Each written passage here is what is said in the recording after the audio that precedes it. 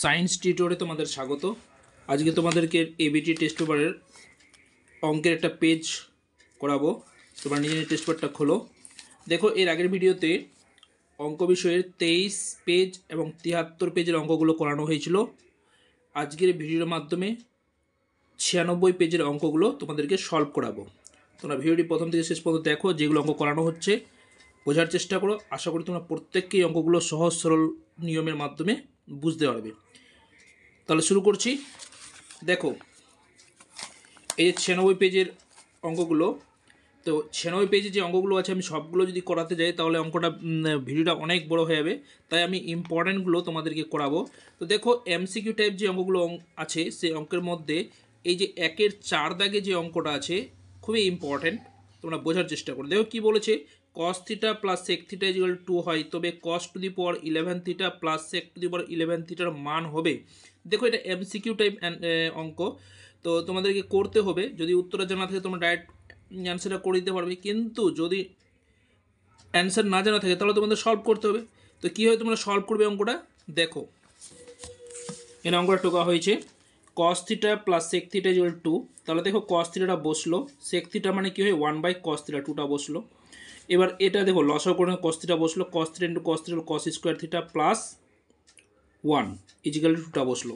এবার দেখো cos square theta plus 1টা বসলো ইজিক্যাল টু এই যে cos থিটা ইন্টু 2 গুণ করলে কত হয় 2 cos থিটা। এবার cos স্কোয়ার থিটা বসলো প্লাস 2 cos থিটা, এদিকে আসলে কি মাইনাস 2 cos থিটা প্লাস 1টা বসলো, ডান দিকে কিছু নেই মানে 0 বসলো। এবার দেখো cos স্কোয়ার থিটা ভাঙানো হচ্ছে। দেখো cos square theta minus 2 cos theta into 1 plus 1 square, দেখো এটা ভাঙিয়ে লেখা হয়েছে cos স্কোয়ার, মানে এটাকে ফর্মুলা ফেলবো, তাই cos square theta minus 2 cos theta into 1 plus 1, এই যে 1 ছিল 1 তার স্কোয়ার। তাহলে কিসের ফর্মুলা পড়ছে দেখো, কসকে এ ধরে নাও আর 1টাকে বি ধরে নাও, তাহলে কী পড়ছে formula A square minus 2ab plus B square. এটাকে এ ধরে নাও, এটাকে বি ধরে নাও, তাহলে কী দাঁড়াচ্ছে formula A square minus 2ab plus B square. এর মানে কি এ মাইনাস বি তার হোল স্কোয়ার ফর্মুলা, অর্থাৎ A square minus 2ab plus B square, অর্থাৎ এ মাইনাস বি, এ বলতে কত cos থিটা, বি বলতে কত 1, তাহলে cos থিটা মাইনাস 1 তার হোল স্কোয়ার ইজিক্যাল টু কত 0।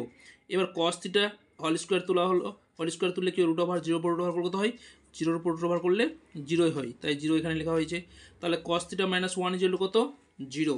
এবার cos থিটা মানটা কত মাইনাস 1, এদিকে আসলে কী হবে প্লাস 1। এবার অঙ্কটাতে বার করতে বলা হয়েছে কি cos 11 থিটা প্লাস sec 11 থিটার মানটা। এবার দেখো cos 11 থিটা বসলো, sec থিটাকে লিখে যে 1/cos থিটা, তারপর পাওয়ার ছিল 11, তো 11টা বসলো। এবার cos থিটার মানটা কত পাওয়া গেছে, এই যে 1 পাওয়া গেছে, 1টা বসাচ্ছি। দেখো 1 তারপর 11 পাওয়ার প্লাস 1/cos থিটা, cosের মানটা কত 1, 1টা না 1-এর পর 11 পাওয়ারটা বসলো। এবার কী পাওয়ার দেখো 1-এর পর 11 পাওয়ার মানে কত একই হবে, 1 বসলো, 1-এর পরে 11 পাওয়ার মানে 1, তো 1 বসলো, 1কে 1 দ্বারা ভাগ করলে 1 হয়, 1 আর 1 কত হয় 2 হয়। তো 2 নম্বর উত্তরটা কোথায় আছে অপশান নম্বর সি, অর্থাৎ C is the right answer. আশা করি তোমরা বুঝতে পেরেছো। নেক্সট যে অঙ্কটা করবো দেখে নাও। দেখো এরপরে অঙ্ক যেটা করাবো 6 দাগের অঙ্কটা। 6 দাগের অঙ্কটা মোস্ট ইম্পর্টেন্ট অঙ্ক, তোমরা ভালো করে প্র্যাকটিস করে নিবে। দেখো কী আছে 6, 7, তারপরে কী আছে x, 8, y 14 সংখ্যাগুলির গড় বলেছে 9 হলে মানে কোনটা সঠিক হবে, x plus Y is equal to 21, x plus Y is equal to 19, x minus Y is equal to 21, আর ডি নাম্বার অপশন আছে x minus Y is equal to 19। অঙ্কটা দেখে নাও, খুবই ইম্পর্ট্যান্ট একটা অঙ্ক। তো দেখো এক্স, এই যে গড় বলেছে 6, তাহলে গড় বললে কী হবে সবটি সংখ্যাগুলো আমরা যোগ করবো, যোগ করে দেবো। তাহলে কত আসছে দেখে নাও, X 6 plus 7 plus X plus 8 plus Y plus 14, কটা সংখ্যা 1 2 3 4 5 6, তাহলে 6 দ্বারা ভাগ, গড়টা কত বলেছে 9 বসলো। এবার দেখো এগুলো সংখ্যা যোগ করে 6 7 13, 13 8 21, 21 আর 14 যোগ করলে 35, আর এক্স যোগ ওয়াইটা থেকে গেলো। এবার দেখো কোনাকুনি গুণ অর্থাৎ বজ্র গুণ, 6 গুণিত 9 বসলো। এবার দেখো 35 যোগ এক্স যোগ ওয়াই বসলো, 9 6 কত হয় 54 হয়। এবার এক্স প্লাস ওয়াইটা বসলো বাম দিকে, প্লাস 35 এদিকে আসলে কী হবে মাইনাস 35। এবার 54 থেকে 35 বাদ, তাহলে কত হয় 19। তাহলে কী পাওয়া গেল X minus Y is equal to X plus Y is equal to কত 19। তো কত নম্বর অপশান আছে, বি নম্বর অপশান আছে। বি নম্বর অপশানটা কত X plus Y is equal to 19, তাহলে B is the right answer. আশা করি তোমরা বুঝতে পেরেছো। এরপর নেক্সট দেখো 2-এর 1 দাগের অঙ্কটা করাবো। দেখো 2-এর 1 থেকে যে অঙ্কটা আছে বোঝার চেষ্টা করো। শূন্যস্থান পূরণ করতে বলা হয়েছে। তো শূন্যস্থান পূরণে কি আছে, 7x² - 12x + 18 = 0 সমীকরণে বীজদ্বয়ের সমষ্টি ও গুণফলের অনুপাত ড্যাশ বলেছে, শূন্যস্থান পূরণ করে দেখাতে বলা হয়েছে। তো দেখো এই যে টুকু হয়েছে অঙ্কটা, x² - 12x + 18 = 0। তো বীজদ্বয়ের সমষ্টি ফর্মুলা কি বা সূত্র কি, -x এর সহগ বাই x² এর সহগ। তো এখানে দেখো এই যে x² এর সহগ হচ্ছে 7, x এর সহগ -12 আর ধ্রুবক পদ হচ্ছে গিয়ে 18। তো এবার বীজদ্বয়ের সমষ্টি বলেছে, তো বীজদ্বয়ের সমষ্টি বলুন কি, x এর সহগ মাইনাস x এর সহগ, x এর বলতে কত -12 বসলো, বাই x² সহগ কত 7 বসলো। এবার মাইনাস মাইনাসে কি হয়, প্লাস হয়ে যায়। তো প্লাস 12 কত বসলো, 12/7। তো বীজদ্বয়ের সমষ্টি পাওয়া গেল কত, 12/7। এবার বীজদ্বয়ের গুণফলের সূত্রটা কি, ধ্রুবক পদ বা x² এর সহগ অর্থাৎ অর্থাৎ ধ্রুবক পদ কত আছে 18 আর x² সহগ কত 7, তাহলে 18/7। এটা হচ্ছে বীজদ্বয়ের গুণফল। এবার এদের অনুপাত বলেছে, এদের বীজদ্বয়ের সমষ্টি আর গুণফলের অনুপাত। তো বীজদ্বয়ের সমষ্টি গুণফলের অনুপাতটা কি, দেখো বীজদ্বয়ের সমষ্টি কত পাওয়া গেছে 12/7 আর গুণফল কত 18/7। দেখো 7 7 উঠে গেল, থাকলো কত 12:18, 6 দিয়ে কাটলে 2, 6 2 12, 6 3 18 হয়, তাহলে 2:3। এটাই হচ্ছে গিয়ে সঠিক উত্তর, অর্থাৎ শূন্যস্থান তোমরা প্রত্যেকে বসিয়ে দিবে 2:3। ওকে, এরপর দেখো নেক্সট যে অঙ্কটা করাবো 3-এর 6 দাগের অঙ্কটা। দেখো এই অঙ্কটা কিন্তু বারবার পেজে দেওয়া আছে, তোমাদের কেবল ভালো করে প্র্যাকটিস করে নিবে। কি দেওয়া হয়, 2 3 3 2 5 2 3 6 5 তথ্যের সংখ্যা গুরুমান 6 বলেছে। তো দেখো এখানে অঙ্কটা আমি টুকেছি, তোমরা বুঝে নাও এখান থেকে। দেখো 2 6 3 2 5 2 3 6 5 এর সংখ্যা গুরুমান, দেখো কোনটা সংখ্যা এখানে সবচেয়ে বেশি বার আছে, 2 কবার আছে দেখে নাও, 1 2 3, 2 আছে কতবার 3 বার। এবার 3 কতবার আছে দেখে নাও, 3 আছে কতবার 1 2 3, 3 বার আছে। এবার 6 কতবার আছে দেখে নাও, 5 কতবার আছে, 5 একবার 2 বার। আর 6 কবার আছে, মাত্র একবার আছে। তো ম্যাক্সিমাম টাইম অর্থাৎ যে সংখ্যাটা বেশি থাকবে সেটা হচ্ছে সংখ্যাগুরু মান। তো এখানে 6 কিন্তু মাত্র একবার আছে, তাহলে সেটা সংখ্যাগুরু মান হবে না, তাহলে এটা কী হবে, মিথ্যা। তোমরা প্রত্যেককে লিখে নেবে, এটা হচ্ছে মিথ্যা বা ফলস। আশা করি বুঝতে পেরেছ। নেক্সট অঙ্কটা দেখো। এরপর দেখো তোমাদেরকে 4-এর 5 দাগের অঙ্কটা করাবো, মোস্ট ইম্পর্টেন্ট একটা অঙ্ক। 63 ডিগ্রি 35 মিনিট 15 সেকেন্ড পরিমাপের কোণটির পূরক কোণের মান নির্ণয় করো। পূরক কোণ বলা হয়েছে, তো পূরক কোণ কি, দুটা কোণের সমষ্টি 90 ডিগ্রি হলে একটির অপরটিকে বলা হয় পূরক কোণ, অর্থাৎ 90 ডিগ্রি থেকে মাইনাস করে দিলে পূরক কোণের মানটা পাওয়া যাবে। দেখো এখানে 90 ডিগ্রি কীভাবে লেখা হয়েছে, 90 ডিগ্রি লেখা যায় কীভাবে, 89 ডিগ্রি 59 মিনিট 60 সেকেন্ড। দেখো 60 সেকেন্ড মানে 1 মিনিট, মানে কত হলো 60 মিনিট মানে 1 ডিগ্রি, তাহলে 89 আর 1 কত 90, 90কে ভেঙে এইভাবে লেখা যায়। এবার দেখে নাও এটা বিয়োগ করলে কিন্তু উত্তরটা বেরিয়ে আসবে। তো দেখো বিয়োগটা করে দিচ্ছি। এই যে 89 ডিগ্রি 59 মিনিট 60 সেকেন্ড, এখান থেকে এই যে কত আছে 63 ডিগ্রি 35 মিনিট 15 সেকেন্ড, এটা বিয়োগ করে দিলে হয়ে যাবে। দেখো বিয়োগ করলে 45 হলো, 59 থেকে 35 বাদ 24, তাহলে এটা বিয়োগ করলে 26। তাহলে প্রদত্ত কোণটির পূরক কোণের মানটা কত, 26 ডিগ্রি 24 মিনিট 45 সেকেন্ড। এটাই হচ্ছে গিয়ে সঠিক উত্তর। এরপরে দেখো 10 দাগের অঙ্কটা তোমাদের করাবো। 10 দাগের অঙ্কটা ইম্পর্টেন্ট অঙ্ক। একটি লম্ববৃত্তাকার শঙ্কুর আয়তন ও পার্শ্বতলে ক্ষেত্রফলের সংখ্যামান সমান। শঙ্কুটির উচ্চতা ও ব্যাসার্ধ যথাক্রমে h ও r একক হলে 1/h² + 1/r² এর মান নির্ণয় করো। তো দেখো এখানে অ্যান্সারটা করে দিচ্ছি। তো এখানে প্রশ্নানুসারে লিখেছি, প্রশ্নানুসারে কি বলেছে, শঙ্কুটির আয়তন আর পার্শ্বতলে ক্ষেত্রফলের সংখ্যামানটা সমান। তাহলে শঙ্কুর পার্শ্বতল আয়তনের ফর্মুলা কি, 1/3 πr² h, 1/3 πr² h, তোমাদের মনে রাখতে হবে। তারপর হচ্ছে কি শঙ্কুর পার্শ্বতলে ক্ষেত্রফল, এই যে ধরনের শঙ্কু, এটা এল, এটা এইচ, এটা হচ্ছে কি আর, এটা উচ্চতা, তির্যক উচ্চতা, ব্যাসার্ধ। এবার দেখো আয়তনটা লেখা হলো আর পার্শ্বতল হচ্ছে পায়ারেল। এবার দেখো এখানে পাই পাই কাটলো, r², আর কাটলে দিয়ে আর থাকলো 1/3 RH = L, RH = কত হবে, এই যে তিনটা এল এর সঙ্গে গুণ হয় 3L হলো, তাহলে RH মানে কত পাওয়া গেল 3L। 3l, l বলতে হচ্ছে তির্যক উচ্চতা। নেক্সট দেখো অঙ্কটাতে বার করতে বলে 1/r² plus 1/h² plus 1/r² মানটা, এটা লসাগু করা হচ্ছে r²h²। এবার দেখো h² কাটলো তাহলে r² ইন্টু 1 করলে r² বসলো প্লাস, এবার দেখো r² কাটলো তাহলে h² ইন্টু 1 করলে h², তাহলে r²h²/r²h², উপরটা প্লাস নিচেটা কোনো অবস্থায় দেখো r²h², তাহলে r²h² মানে কি l²। দেখো এটা সূত্র আছে যে এই r² plus h² equal to l², অর্থাৎ ব্যাসার্ধের দৈর্ঘ্যের বর্গ প্লাস উচ্চতার বর্গ সমান সমান তির্যক উচ্চতার বর্গের সঙ্গে সমান হয়, বা তির্যক উচ্চতা কি হয়, তির্যক উচ্চতার বর্গটা ব্যাসার্ধের দৈর্ঘ্য বর্গ এবং উচ্চতার বর্গের সমষ্টির সমান হয়, এটা সূত্র আছে।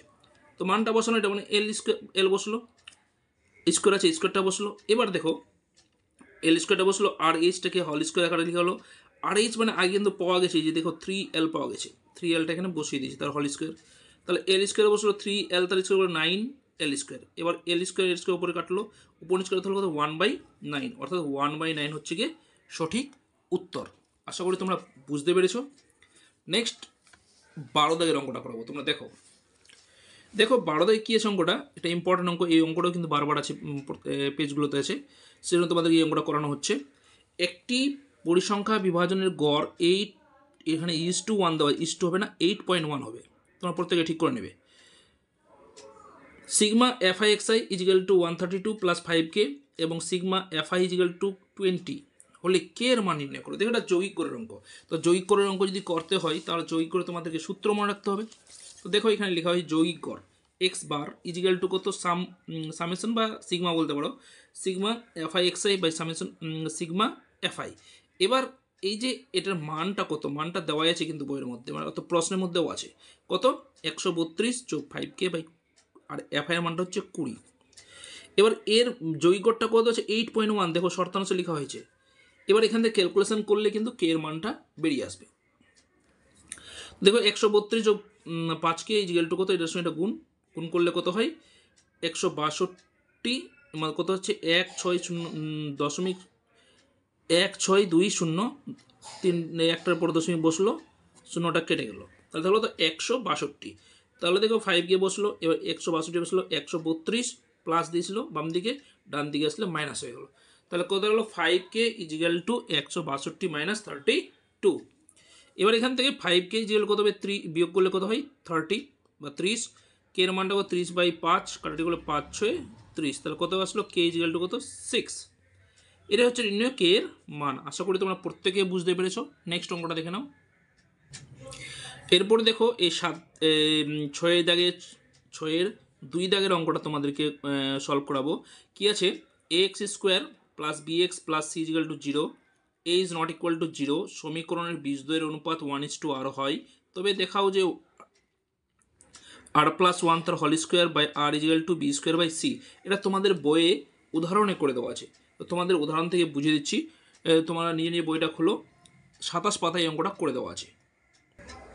এই যে দেখো 27 পাতার তোমাদের বইয়ে 39 নম্বর প্রয়োগটা, তো এই যে ax² plus bx plus c is equal 0, এটা 1 এক নম্বর সমীকরণ নাম দেওয়া হয়। সমীকরণের বীজদ্বয় ধরে নেওয়া হয়েছে কত আলফা, এটা আর আলফা, দেখো 1:r আছে, তো এটা ধরে নেওয়া হয়েছে কত আলফা, এটা আর আলফা, বীজদ্বয়ের সমষ্টি দেখো আলফা প্লাস আর আলফা ইজিক্যাল কত, দেখো এক্স এর সহগ মাইনাস এক্স এর সহগ বা x² সহগ মানে b/a।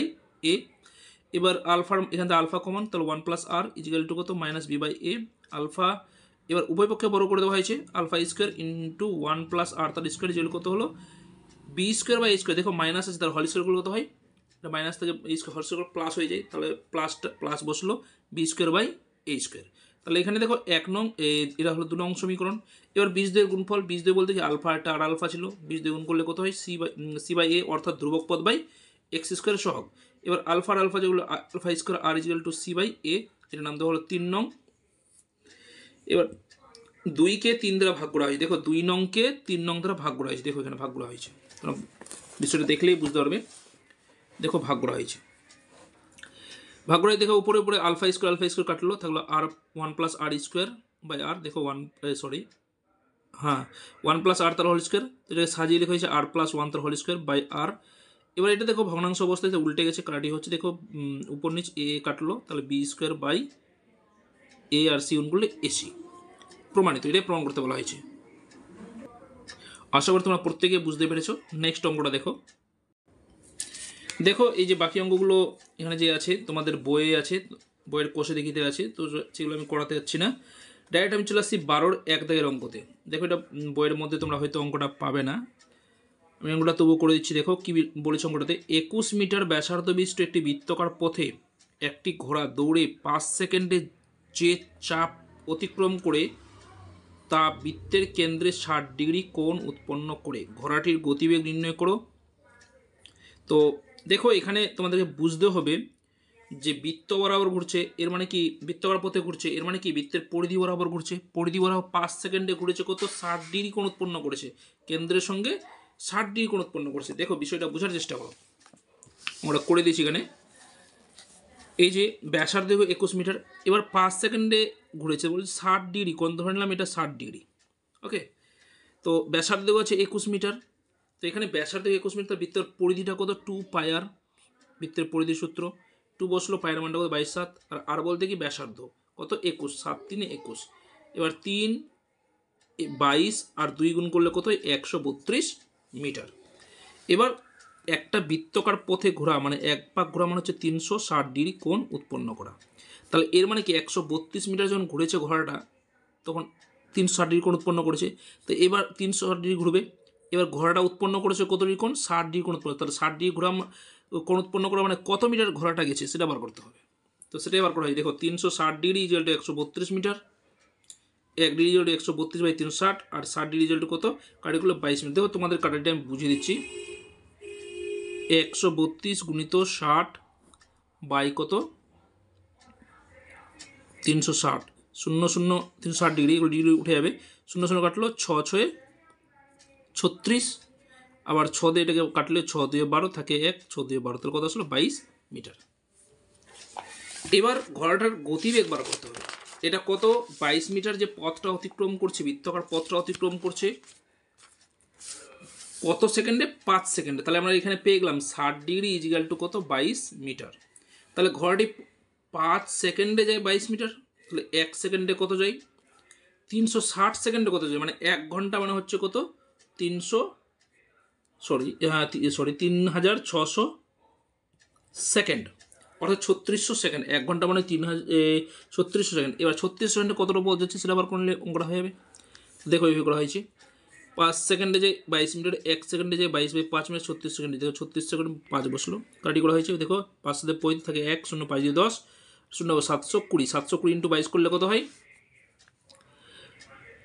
15,840 মিটার। এবার এটা মিটারে আসলো, কিমিতে করলে 1000 ভাগ করলে কত আসছে 15.840, অর্থাৎ 15 কিমি, 15.84 কিমি। তাহলে ঘোড়াটির গতিবেগ ছিল তাহলে ঘন্টায় 15.84 কিমি। এটাই হচ্ছে গিয়ে সঠিক অ্যান্সার। আশা করি তোমরা প্রতিটা অঙ্ক ভালো করেই বুঝতে পেরেছো। ভালো লাগলে ভিডিওটি লাইক করবে, তোমরা বন্ধুদের শেয়ার করবে, আর চ্যানেল নতুন থাকলে অবশ্যই চ্যানেলটিকে সাবস্ক্রাইব করে নেবে। দেখো এরপরে পরের ভিডিওতে তারপরে যে পেজটা আছে সেই পেজ অঙ্কগুলো তোমাদেরকে সলভ করাবো। ধন্যবাদ।